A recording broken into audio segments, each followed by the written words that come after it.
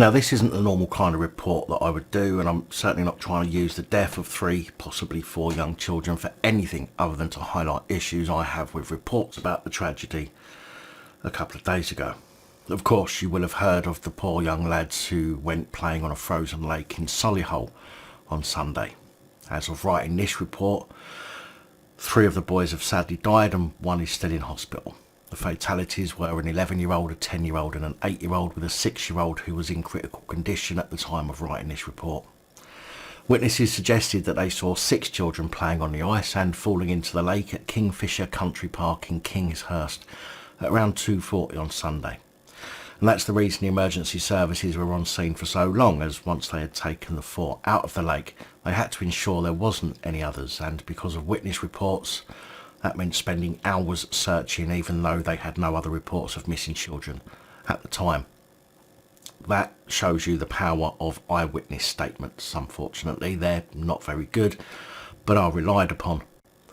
Superintendent Richard Harris of West Midlands Police said, "We have to be 100% certain that there is no one else possibly in the water at this time. It's important to stress that we have had no contact from anybody suggesting that there's anybody else missing, but until we're 100% certain, we will be carrying on searches throughout the course of the day." Which, of course, I totally agree with. Now, this report isn't to go into the details of what happened as such, as I've no doubt such tragic news has reached you all already, but following a comment on one of yesterday's videos, I thought it important to bring up a few points.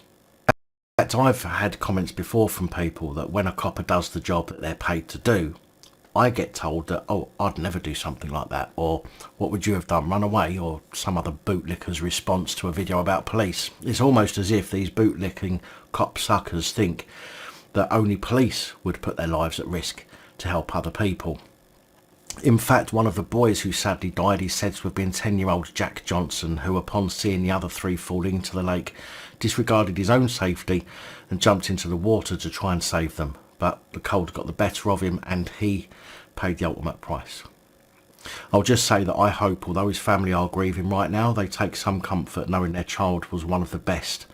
And just like people who are so easily forgotten these days, he gave his life trying to save others, which I don't think there is a greater accolade, although it too is the greatest of sacrifices. There was a lot of chatter about a police constable who was said to have tried to punch through the ice to rescue the children. I've not personally seen any proof of this yet, and I'm more inclined to ask myself why he was punching the ice when every other time they need to break something they use their asp, which would make more sense, but more was said about that than of this brave young man, and I think that's disgusting, to be honest. Police or not, any half-decent adult would have done what they can to try and save the children. In fact, there were members of the public who waded out and tried to save the boys too, but for some people, it's all about how the police are so brave. Putting on a uniform and being paid to protect and save lives doesn't necessarily make you brave. And I want to hear more about the people who, the police and bootlickers all too often like to say, while you're running away, we're running towards danger. As they too ran towards danger, giving no thought for their own safety to try and save these boys' lives. Now, I've been asking myself a question. The police during the summer and during heat waves tell people to stay away from certain places, lakes, quarries filled with water, for example, and even go so far as to patrol those areas, put up fencing around those areas and force people to leave the area for their safety, as people have been known to drown in them. But when it gets cold and ponds and lakes ice over, the best they seem to do is post a few comments to social media about staying away, but yet every time there's a cold spell, people die from falling through the ice. Why is it that in the summer months and through heat waves the police can find the time and resources to patrol places known for drownings, but in the winter they don't seem to be that bothered until something happens and somebody dies? There have been times when police have had leaflets printed for every home in a particular area and had them posted to warn homeowners or parents of potential dangers in the area. But when something like that's really needed, such as when they know there's going to be a heavy freeze, there's no leaflets or warnings posted through the doors of those who live near lakes or ponds, something the parents can show and talk to their children about regarding the dangers of frozen bodies of water. We all know that kids really don't listen to their parents, but young children would be more inclined to pay attention to something from the police, in my opinion. Now, for clarification, and I am only adding this for bootlickers and copsuckers who jump on the praise the police bandwagon for doing their job. There are many people out there who have done something remarkable or dangerous, put their own life at risk to help or save others, but they simply don't shout about it or need the recognition the police need in order to try and get the public to like them again. I get comments about, what would you have done?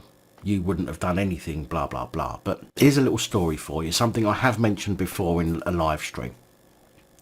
About 10, maybe 11 years ago, I worked for a door-to-door sales company. Yeah, one of those. Everybody hates us. Me and a colleague were on a bus on our way back to the office at the end of the day, and in South Liverpool the bus pulled up at some traffic lights. One of the other passengers said they saw some smoke coming from the side of a building, so me and my colleague, Fabio was his name, walked to the front of the bus and could see the side of the building. There was smoke billowing out of the top floor window, and I noticed that directly underneath that window was a child sitting on the inside of the window ledge, completely unaware. We told the bus driver to call 999, and me and Fabio ran off the bus looking for a way in, and we had to run almost the entire circumference of the building before we found a gate to get in.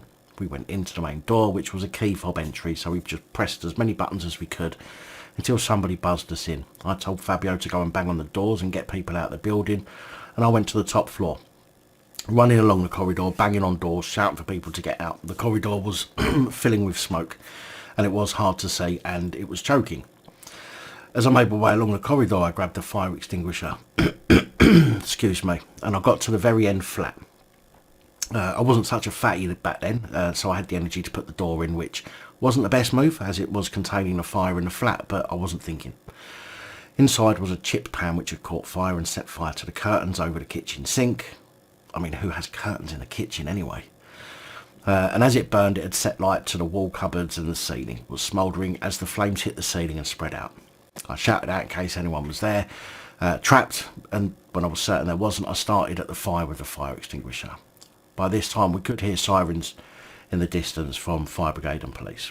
Unfortunately, the smoke got too much for me and I had to leave the building, hitting all of the doors on the way down and shouting for people to get out, making sure that I specifically went to the flat directly underneath where the fire was to make sure the young girl was out, which by this point she was. When I got outside, and Fabio followed by a few seconds, the fire brigade and the police were on the scene, running through the gates. I tried to explain to people what had happened and that we'd got most, if not everybody, out and where the fire was, but nobody was interested. The police even pushed us out of the way and told us to get out of the way, even though there was nothing the police could be doing at that point apart from letting the fire brigade do their job. So after about 10 minutes, me and Fabio thought, fuck this, we've done what we can, let's go. So we went and got on a bus, both of us coughing from the smoke, and went back to the office.